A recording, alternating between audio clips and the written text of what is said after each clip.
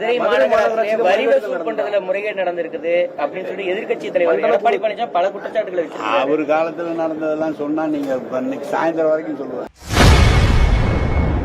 மதுரை மாநகராட்சியில் வரி வசூலில் முறைகேடு நடந்து வருவதாக கூறிய எதிர்க்கட்சித் தலைவர் எடப்பாடி பழனிசாமி அவர்களுக்கு அமைச்சர் நேரு அவர்கள் பதிலடி கொடுத்துள்ளார். இவ்வளவு கிலோமீட்டர்லாம் சொல்ல முடியாது. சட்டமன்றத்தில் அறிவிச்ச சாலைகளுக்காக கொடுக்கப்பட்ட பணங்கள் அத்தனைக்கும் அட்மினிஸ்ட்ரேட்டிவ் சாங்ஷன் கொடுத்துட்டோம். எல்லா இடத்துலயும் டெண்டர் போய் வேலை ஆரம்பிச்சு போயிட்டு இருக்காங்க. அதனால நீங்க மழை காலத்துக்குள்ளார எந்தெந்த இடம் போடணுமோ எல்லாம் போட்டுருவாங்க.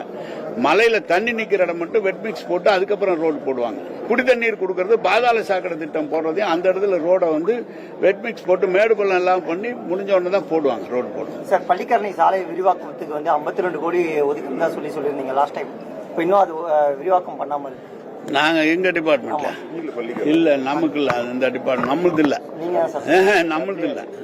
நம்மளுது இல்ல பள்ளிக்கரணை. அதான் வணக்கம்.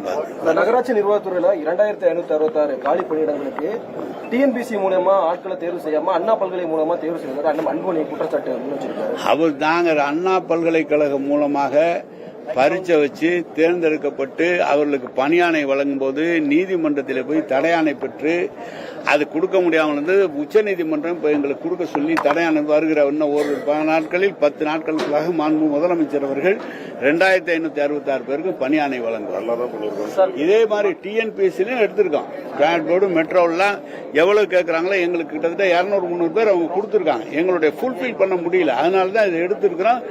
அது ஒண்ணு டிஎன்பிஎஸ்சியை விட கடுமையான எக்ஸாம் வச்சு தான் எடுத்திருக்கு. சார், ஒரு சில இடங்கள்ல மக்களால் தேர்ந்தெடுக்கப்பட்ட மாமன்ற உறுப்பினர்களுக்கு அதிகாரிகள் ஒத்துழைப்பு வழங்குதுன்னு ஒரு சில கவுன்சிலர் குற்றச்சாட்டு சொல்லிட்டு இருக்காங்க. அது சொல்லுவாங்க, அதாவது எதிர்கட்சி கவுன்சிலர் சொல்லுவாங்க. எப்படி அதிகாரிகள் எல்லாம் ஒத்துழைப்பு கொடுக்காம கேட்டதை பூரா அதெல்லாம் ஒண்ணு சார். வரி வசூல் பண்றதுல முறைகேடு நடந்திருக்குது அப்படின்னு சொல்லி எதிர்க்கட்சி தலைவர் எடப்பாடி பழனிசாமி பல குற்றச்சாட்டுகளை வச்சிருக்காரு. அவர் காலத்துல நடந்ததெல்லாம் சொன்னா நீங்க இன்னைக்கு சாயந்தரம் வரைக்கும் சொல்லுவேன். அதெல்லாம் ஒண்ணு இல்ல, எல்லாமே முறைப்படி நடந்துகிட்டு இருக்கான். அதிகாரிகள் தேர்ந்தெடுக்கப்பட்ட பிரதிநிதிகள் அதிகாரிகளை கூப்பிட்டா அவங்களுக்கு மரியாதை கொடுத்து பண்றான். செய்ய முடியாத செய்யினா எந்த அதிகாரி செய்வாங்க? செய்ய முடியாதுல்ல. செய்திகளை உள்ளது உள்ளபடி தெரிந்து கொள்ள ரெஃப்ளெக்ட் நியூஸை சப்ஸ்கிரைப் பண்ணுங்க.